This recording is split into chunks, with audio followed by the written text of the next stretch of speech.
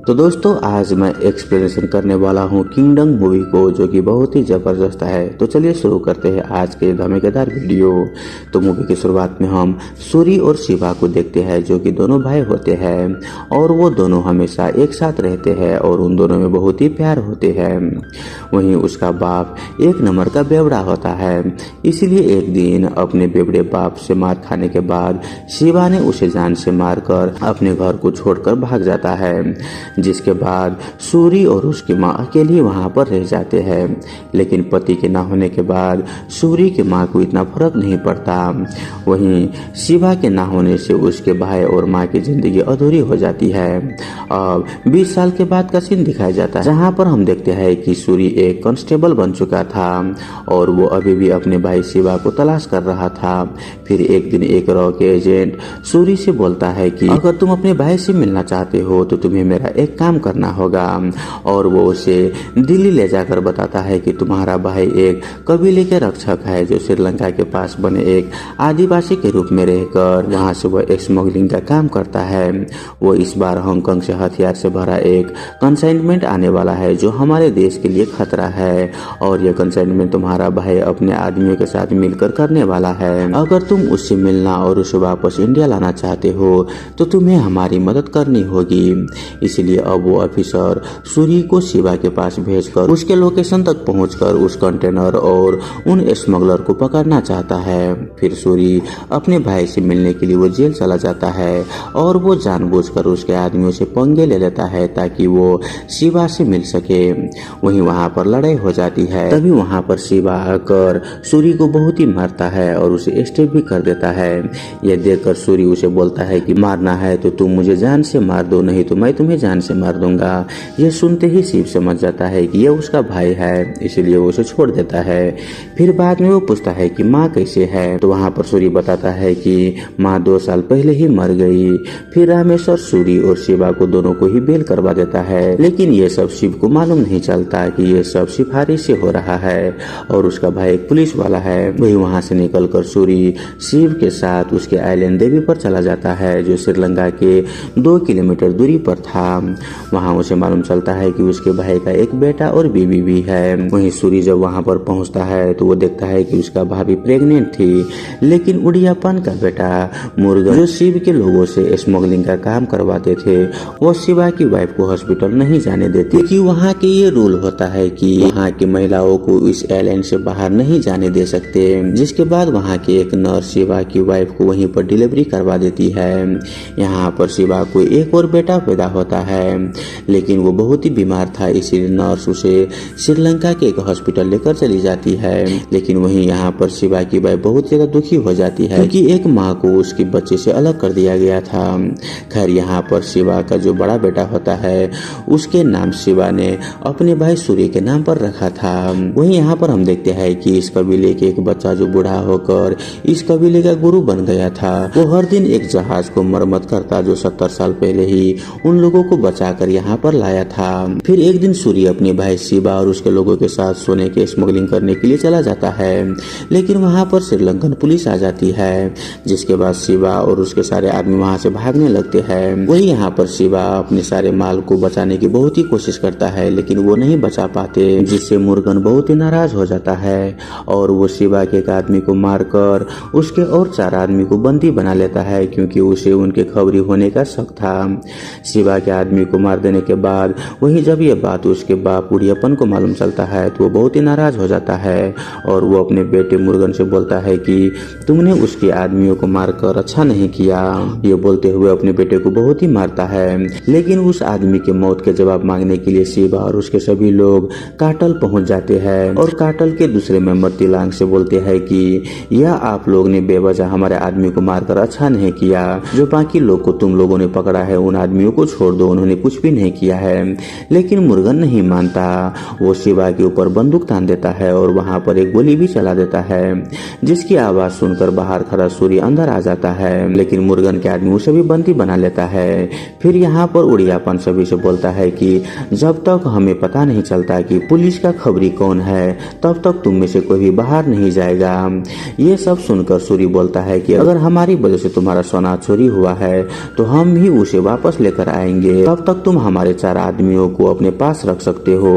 तिलांग शिव की बातों से इम्प्रेस्ड हो जाता है और बोलता है कि सोना नवेल बेस में पड़ा हुआ है, सोना लेकर आओ और अपने आदमियों को वहां से लेकर जाओ। जिस पर सूरी बोलता है कि ठीक है, मैं तो सोना ले आऊंगा, लेकिन मेरा भी एक शर्त है। अगर मैं सोना ले आया तो मेरी भाभी मीनाक्षी को हॉस्पिटल में अपने बच्चे से मिलने के लिए दिया जाएगा। ये सुनकर मुर्गन बोलता है कि ऐसा नहीं हो सकता, आइलैंड की औरतें कभी भी बाहर नहीं जा सकती, ये नियम कभी नहीं बदलेंगे। लेकिन कार्टेल के बाकी मेंबर सूरी की बात से सहमत हो जाता है। अब यहाँ पर सूरी अपने भाई और अपने आदमियों के साथ मिलकर सोना लाने का प्लान बनाने लगते हैं और वो अपने प्लान के हिसाब से वो लोग पुलिस के नाक के नीचे से वो सोना भी निकाल लेते हैं। लेकिन एक जगह चेकिंग पोस्ट पर वो लोग पकड़े जाते हैं। पुलिस उन्हें रोकने के लिए उन पर गोलियां भी चलाती है, मगर शिवा उनसे बचने के लिए एक ऑफिसर को बंदी बना लेता है और वो सूरी से बोलता है कि भाई तू सारा सोना लेकर चले जा और मेरे आदमियों को छोड़ा ले। लेकिन वो नहीं सुनता। वो किसी तरह से एक टेलीफोन तक पहुंचकर एक नंबर को डायल करता है, जिसके अगले ही पल उन ऑफिसर को एक कॉल आती है, जिसके बाद वो लोग सूरी और शिवा दोनों को सोने के साथ छोड़ देता है। फिर यहाँ पर सूरी को शिवा को बताना पड़ता है कि वो एक पुलिस ऑफिसर है। ये सुन शिवा कुछ नहीं बोलता, क्योंकि उसके और उसके लोगों को लड़ाई तो कभी इंडिया से नहीं था और उन्हें तो किसी भी देश ने उन आइलैंड के लोगों को नागरिकता भी नहीं दी थी। तो शिवा और उसके लोगों ने मजबूरी में ये काम शुरू किया था। फिर यहाँ पर वो सारे लोग पुलिस कस्टडी से वो स्मगलिंग किया हुआ सारा सोना छुड़ाकर कटेल को दे देता है, जिसके बाद शर्त के अनुसार शिव के वाइफ को उसके बच्चे से मिलने का परमिशन दे देता है। वही मुर्गन के बाप ओडियप्पन से बोलता है कि अगर तेरे ऊपर लोग हंस रहे हैं तो हंसने दे, तेरी इज्जत कटेल के फायदे से बढ़कर नहीं होना चाहिए। अगर तुम ऐसा ही बिहेव करते रहोगे तो तुमसे कुछ नहीं होगा, तुम घर पर बैठकर चूड़िया ही पहन लो। जिसके बाद मुर्गन को बहुत ही गुस्सा आता है और वो रात को जब कोई नहीं होता तो मुर्गन अपने बाप ओपन को पानी में डुबाकर मार देता है। वहीं इधर शिवा सूरी से बोलता है कि तू यहाँ से चले जा, अगर उन लोगों को मालूम चल गया कि तू पुलिस वाला है तो वो लोग हम में से किसी को भी जिंदा नहीं छोड़ेंगे। जिस पर सूरी बोलता है कि मैं तुम्हें और तुम्हारे सारे परिवार को लिए बिना यहाँ से कहीं नहीं जाऊंगा, मुझे तुम बस उस कंटेनर का नंबर बता दो जिसमें हांगकांग से हथियार आने वाला है, उसके बाद मेरा मिशन पूरा हो जाएगा। फिर तू, मुन्ना, भाभी और सूरी हम सब एक साथ घर जाएंगे और हमारी माँ अभी जिंदा है, वह तुम्हें देखकर बहुत ही खुश होंगे। ये सुनकर शिवा को बहुत ही गुस्सा आता है कि उसने माँ को लेकर उसे झूठ क्यों बोला। फिर वो उस कंटेनर का नंबर बता देता है, साथ ही वो ये भी बताता है कि मैं अपने लोगों को छोड़कर यहाँ से कहीं नहीं जाऊंगा और उस कंटेनर को मैं ही अनलोड करूंगा, अगर तुम मुझे रोक सकते हो तो रोक लेना। उधर अपने बाप के मरने के बाद मुर्गन उनके सारे कपड़े पहन लेता है और अगली सुबह कार्टेल के सभी मेंबर से अपने बाप के अंतिम संस्कार पर बुलाकर बोलता है कि पापा व्हीलचेयर से फिसलकर पूल में गिर गया। फिर वो तिलांग से बोलता है कि मेरे अपा आइलैंड के लोगों को अपना परिवार मानते थे, इसलिए मैं चाहता हूँ कि अपा के अंतिम संस्कार में पूरी देवी के लोग आए और दावत खाकर उनकी आत्मा की शांति के लिए प्रार्थना करें।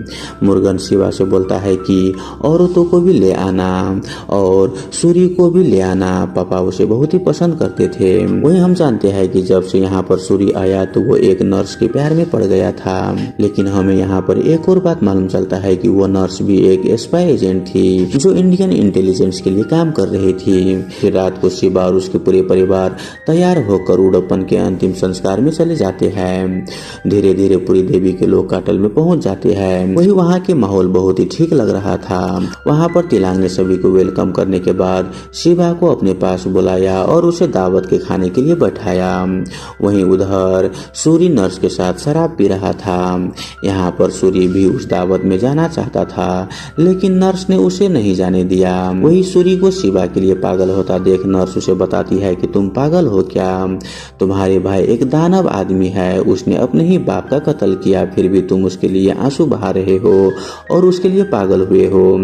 जिस पर सूरी बताता है कि दानव वो नहीं बल्कि मैं हूँ, मैं ही था जिसने अपने बाप का कत्ल किया, लेकिन मुझे बचाने के लिए मेरे भाई ने सारा इल्जाम अपने सर पर ले लिया, वो एक देवता मानुष है। इधर मुर्गन और तिलांग को खबर मिल गई थी कि पुलिस ने उन्हें उसके सारे सोना आसानी से ले जाने दिया। इसलिए तिलांग उसे बोलता है कि तुम्हारा भाई कौन है, जब से वो यहाँ पर आया है, हमारे डील के बारे में हर खबर पुलिस को मालूम चल जाता है और पुलिस ने भी सोना को बहुत ही आसानी से छोड़ दिया। ये बताओ कि हमारे बीच का खबरी वही है ना? ये सुन मुर्गन बोलता है कि इससे क्या पूछ रहे हो, ये हमारे साथ 20 साल से है, जरूरी खबरी उसके भाई सूरी ही है, चलो जाकर हम लोग उसे मार देते हैं। लेकिन यहाँ पर शिवा अपने भाई सूरी को बचाते हुए बोलता है कि खबरी वो नहीं बल्कि मैं हूँ। पुलिस वालों ने मुझसे बोला था कि अगर मैं उनका खबरी बन जाऊँ तो वो मुझे और मेरे परिवार को इंडिया में सिटीजनशिप दे देंगे। मैंने ये सब इसी लालच में किया ताकि मेरे परिवार को अच्छी जिंदगी मिल जाए। इसमें मेरे भाई का कोई भी कसूर नहीं है और न ही मेरे लोग या फिर मेरे परिवार का है।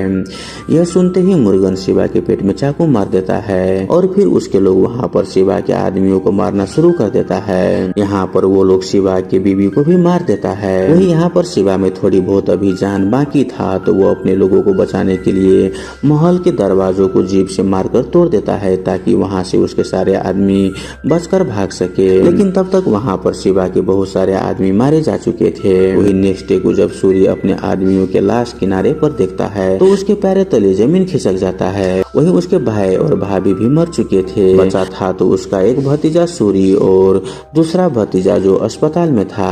लेकिन इसके बाद सूरी इतना पागल हो जाता है कि वो उस बूढ़े गुरु का नाव खींचने लगता है क्योंकि मुर्गन के लोगों ने उनकी बस्ती और नाव को जला दिया था। तभी वो बूढ़े गुरु ने सूरी को देखकर कहा कि यही तो हमारा मसीहा है जिसके बारे में भविष्यवाणी हुई थी। जिसके बाद वो बूढ़े शख्स अपने सारे लोगों को आदेश देता है कि अपने राजा की मदद करो। जिसके बाद शिव की बचे सारे लोग एक साथ मिलकर वहां से चले जाते हैं। वहीं इधर सूरी मुर्गन के एक एक आदमी को चुन चुन कर मारने लगता है और काटल के सभी लोगों को मारने के बाद वो मुर्गन को भी जान से मार देता है। वहीं यहाँ पर अब सूरी को काटल के लोगों से अपना राजा मान लेता है। तभी यहाँ पर हमें एक और शॉकिंग बात मालूम चलता है कि ये सब करा धरा उसी ऑफिसर का था जिसने जानबूझकर सूरी और मुर्गन के लोगों को आपस में लड़वा कर उनमें से आधे से ज्यादा लोगों को मरवा दिया क्योंकि बाहर से इतने सारे पुलिस फोर्सेस को जाकर ये सब करना नामुमकिन था। लेकिन इस चक्कर में वो लोग सूरी नाम के खूंखार राजा को वहाँ पर पैदा कर दिया। यहाँ पर सूरी तो उस रॉ ऑफिसर से बदला तो जरूर ही लेगा। लेकिन यहाँ पर हमें एक और बात मालूम चलता है कि काटल पर राज करने के लिए मुर्गन के चाचा जो कि अभी हांगकांग में है वो यहाँ पर जरूर आएगा। और यहीं पर ये मूवी खत्म हो जाता है। तो दोस्तों आई होप आपको ये मूवी एक्सप्रेशन वाला वीडियो अच्छा लगा हुआ हो। अगर आपको वीडियो अच्छा लगे तो वीडियो को लाइक करके हमारे यूट्यूब चैनल को सब्सक्राइब जरूर कर लीजिए। धन्यवाद।